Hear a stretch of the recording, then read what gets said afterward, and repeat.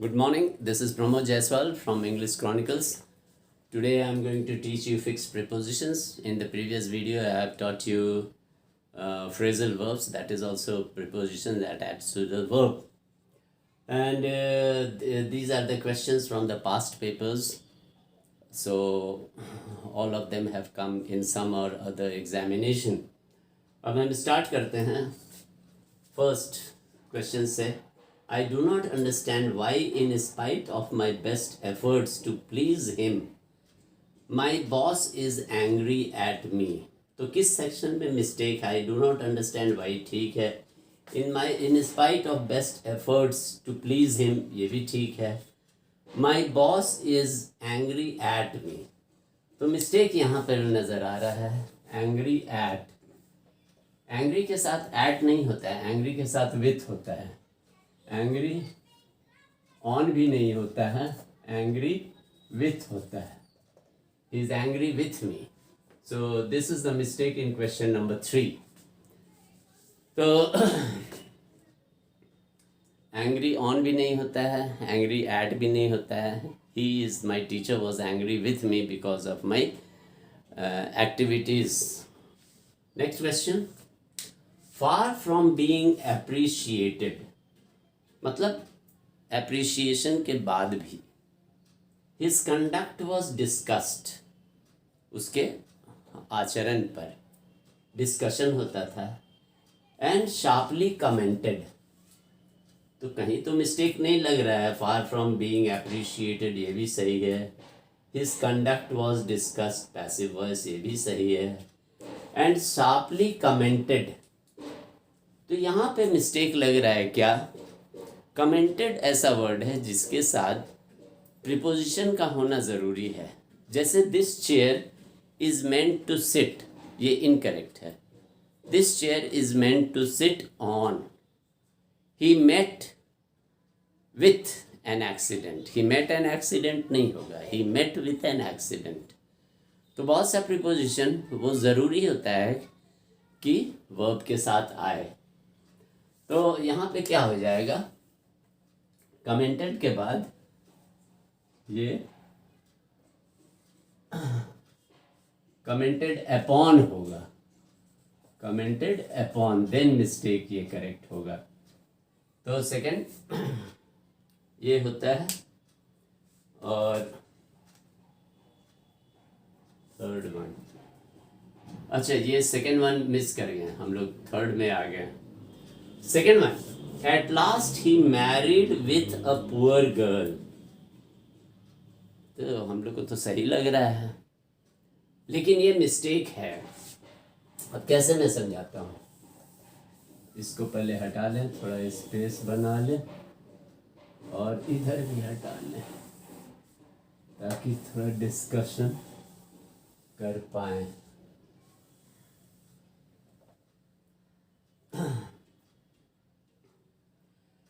He married a poor girl. तो married के साथ विथ नहीं लगता है. मैरिड के साथ विथ नहीं लगता है. जैसे he was married, तो मैरिड टू लगेगा. he was married to a poor girl. जैसे ये लिखते हैं, अगर he was married to a poor girl तब ये ठीक है. लेकिन ही मैरिड एक्टिव वॉइस में अगर हम लिखेंगे ये पैसिव वॉइस हो गया. तो with is not required. Married transitive verb है. ट्रांजिटिव वर्ब ऑब्जेक्ट लेता है, प्रीपोजिशन नहीं. तो that's why with will be incorrect. So question number 3 is the correct answer. अब आइए इसको भी मिटा देते हैं, देखते हैं दूसरा क्वेश्चन. ये बहुत सारे प्रीपोजिशंस हैं जो कि आपको लर्न करने होंगे. लर्न करने के अलावा दूसरा रास्ता नहीं है, लर्न करना ही होगा. तो my elder son deals with spare parts and manages his bread and butter. तो सही तो लग रहा है, my elder son deals with spare parts and manage करता है ब्रेड एंड बटर, लेकिन मिस्टेक है। जैसे यहाँ पे मिस्टेक है, जैसे डील जब रहता है डील विथ, तो डील विथ पर्सन के साथ होता है, और डील इन ये कोई समथिंग के साथ होता है। तो यहाँ समथिंग इज स्पेयर पार्ट्स है, तो समथिंग क्या है? Spare parts. That's why with is incorrect, it should be, ये तो पर्सन है नहीं, स्पेयर पार्ट से मैनेजमेंट होता है, तो with is incorrect.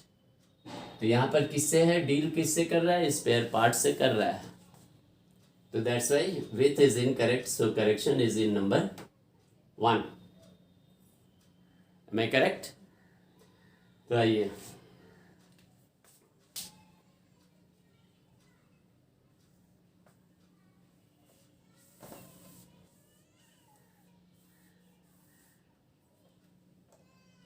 Sudha was accused for murder.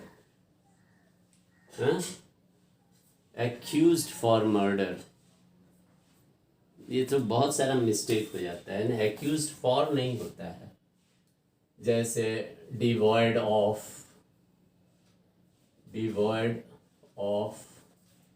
deprived of, हाँ? guilty of, accused of, तो ये for is the mistake, accused के साथ for नहीं चलता है। तो ये सब प्रीपोजिशंस आपको फिक्स्ड प्रीपोजिशंस है, वो आपको याद रखना ही रखना है। तो यहाँ पर क्या होगा? accused of murder of her husband, but the crowd found her not guilty. Sudha was accused of murder, but the court found her not guilty. और वो बेगुनाह साबित हुई, and she was acquitted. तो ये सब सारा ठीक है, ये भी ठीक है, ये भी ठीक है, ये भी। तो मिस्टेक किस में है? फर्स्ट पोर्शन में, off. I hope you are getting it. Next आते हैं,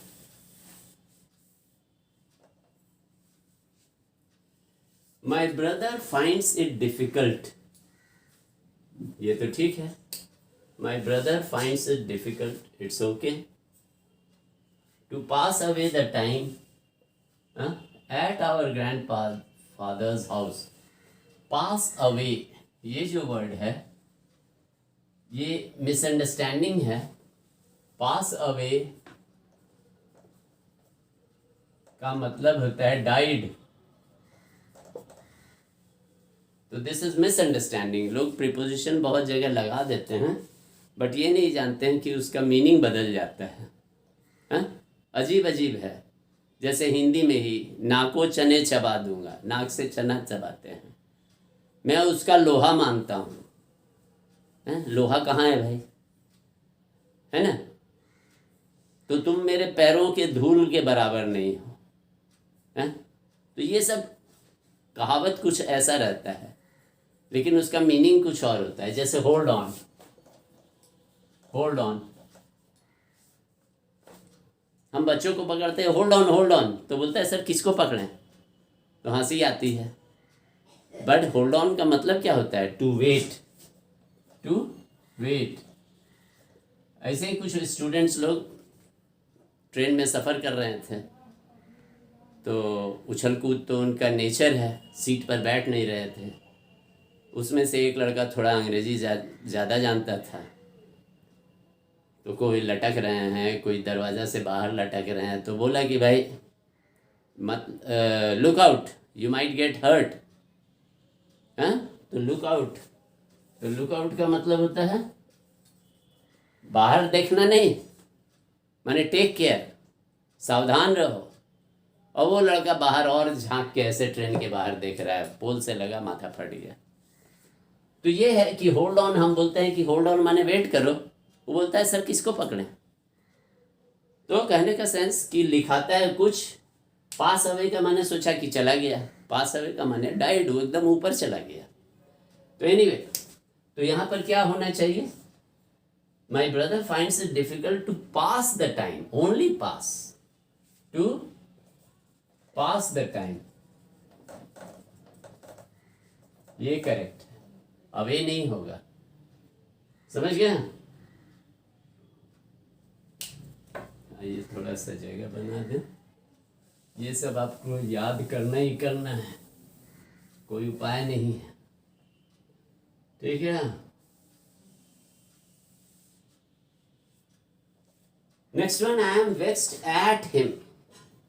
तो एट जब यूज होता है ना, वेक्स्ड एट, तो एट का मतलब होता है नियर, कहीं नियर है। अगर हम बोलते हैं he was at the restaurant, तो उसका मतलब होता है कि जैसे ये रेस्टोरेंट है तो वो यहाँ यहाँ यहाँ कहीं है।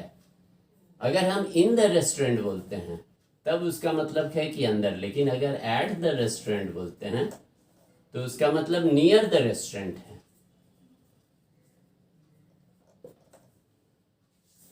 या आई एम वेक्स्ड, वेक्स्ड का मतलब होता है एनॉयड एट हिम, तो एट यहाँ नहीं होगा। फिर वही चीज होता है जैसे angry with me, angry with me, तो वेक्स्ड एंग्री ऑन नहीं होता है, एंग्री विथ होता है। ऐसे ही वेक्स्ड विथ होता है। तो यहाँ पे मिस्टेक क्या है? Vexed at him, it should be vexed with him. For what all he has done, ये भी ठीक है।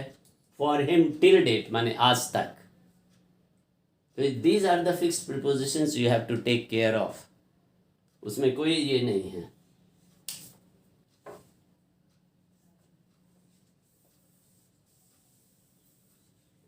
अब आइए next one, She ascended to the throne at the early age of 7. एकदम सही लग रहा है, कहीं से कोई गलती नहीं है। She ascended to the throne at the early age. तो जैसे हम बता रहे हैं, जैसे the teacher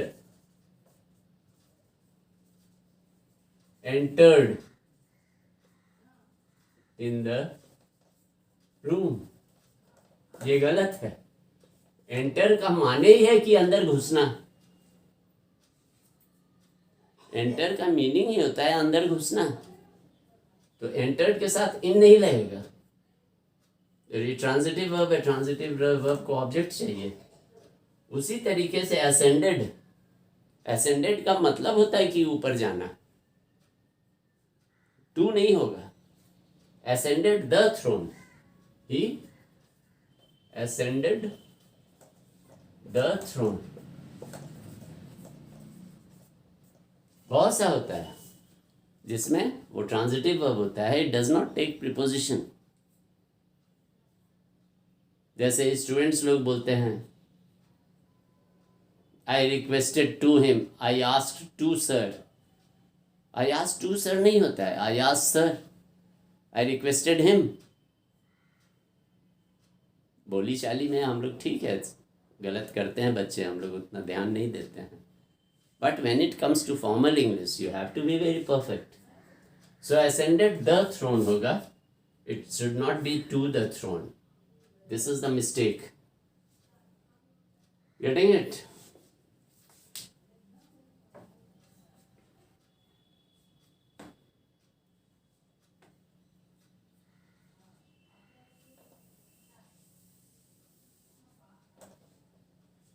अब आइए next one, you did not answer my question, inverted commas, ये डायरेक्ट स्पीच है। He said stepping to her. अब यहाँ भी थोड़ा सा गलती लग रहा है, स्टेपिंग टू हर। टू का मतलब क्या होता है? He went to railway station, he went to the station. Stepping उसके पास तो नहीं ना चला गया, हर के पास नहीं ना गया। ही वेंट टू हर, ये होना चाहिए he went to the station. लेकिन अगर उसको स्टेशन नहीं जाना है तो ही बोला जाएगा he went towards the station. बीच में ही उसको काम था, तो इससे stepping towards her, he didn't answer my question, he said stepping towards her, उसके तरफ जाते हुए, उस दिशा में, उस ओर, उस तक नहीं, उस ओर जाते हुए, तो क्या होगा, स्टेपिंग टूवर्ड्स हर होगा। ये रॉन्ग है, टू नहीं होगा। अब आइए हम लोग लास्ट क्वेश्चन पर है डिस्कशन पर। My sister had a tough time removing the chewing gum that stuck with her hair. अब स्टक तो ठीक है, आप सोच रहे हैं कि हेयर के साथ चिपक गया, तो यही अंडरस्टैंडिंग में थोड़ा सा फर्क है। स्टक विथ नहीं होगा, विथ कैसे होगा, उसके साथ नहीं चिपक गया, बाल में चिपक गया, stick in her hair. So this is the condition. बहुत सारे प्रीपोजिशंस और भी हम नेक्स्ट वीडियोस में 2-3 दिन में फिर और एक वीडियो देंगे ज़्यादातर, लेकिन आप लोग को याद करना है, यूसेज याद करना है। सेंटेंस हम इसलिए देते हैं कि ताकि उस सेंटेंस से आप रिलेट कर सकें, आपको याद रहे। और अगर पसंद आता है मेरा एक्सप्लेनेशन तो लाइक का बटन दबाइए, watch my full video so that आपको समझ में आया। अलग अलग प्रीपोजिशंस के अलग अलग यूसेज हैं, समझ में आता है तो शेयर अमंग योर फ्रेंड्स, और प्लीज़ हमें प्रोत्साहित करने के लिए subscribe to my channel. Thank you, have a nice time.